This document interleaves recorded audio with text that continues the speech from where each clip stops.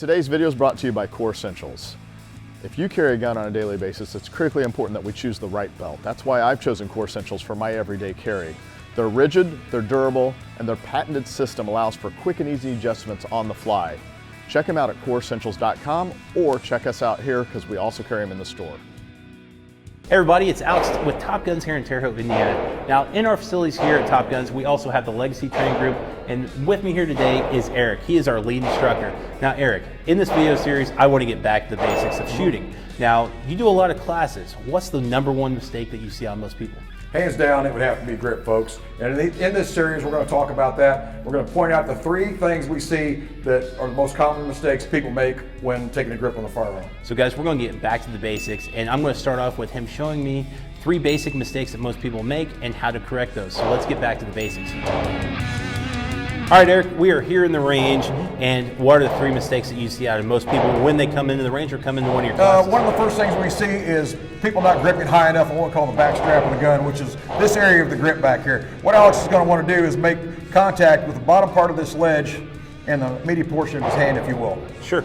So, Eric, I don't see it as often as you do because I'm not in the range all the time, but I do see a lot of times people are having accuracy issues, and a lot of times when you scoot that up to get a better grip or a better purchase on the firearm, it's easier for it. As we all know from beating shooters, anytime the gun goes off, it's going to have a tendency to want to flip in your hand. Sure. And you're able to control that better if you are gripping high up on the back strap. When that gun recoils, you're able to control it much better if you're gripping high. Sure, so #1 would be make sure that I am placed all the way up high on my back strap. Absolutely, absolutely.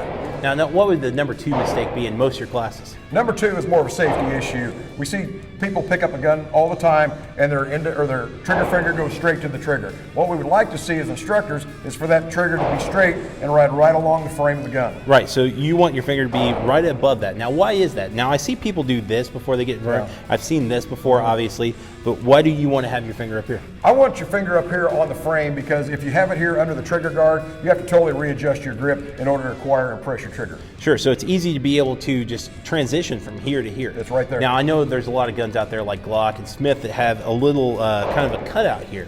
So that's one way to be able to remember. Guys, never put it here, just like the basic firearm safety. Now, and you never want to put it down here until you're ready. Always have it up here, ready to transition from here to your trigger.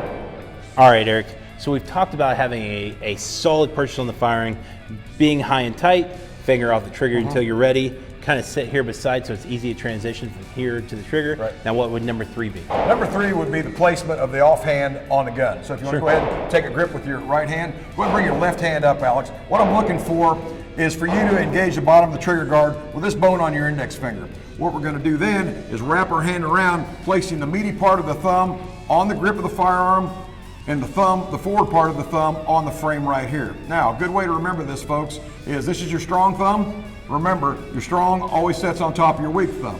Another teaching point is this joinery back here between the 2 thumbs, you never want to give that up. You never want to gap in there. Keep that right and tight. It'll make you a better shooter.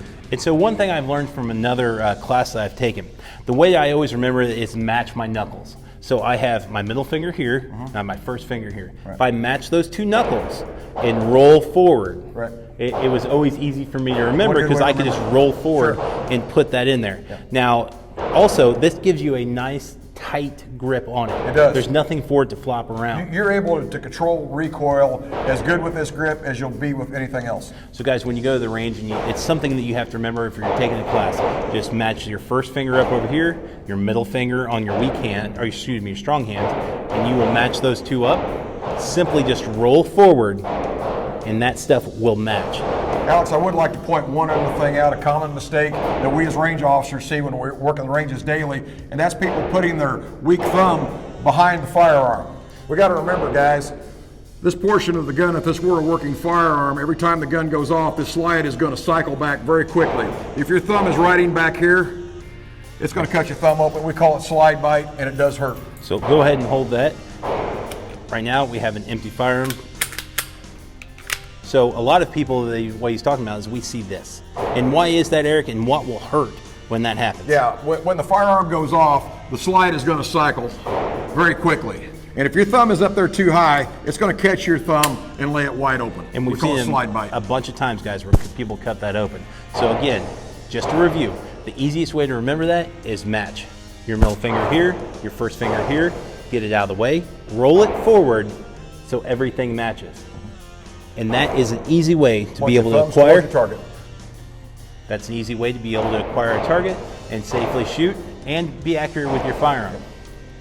All right, Eric. So we went through the 3 basic mistakes that you see out of the range. So let's go through those and review those step by step. Okay, you want to go ahead and load and make ready? Sure. Okay, pick up your grip high on the back strap. You've got your trigger finger straight, good to go. Let's go ahead and bring that support hand up. Obtain your grip. Everything looks really good. Go ahead and break your shot when you're ready. Nice.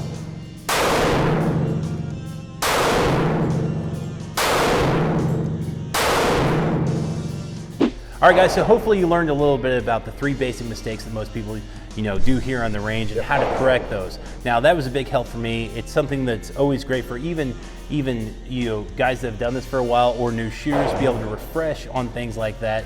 And that's why we're making this series, to get back to the basics. Yeah.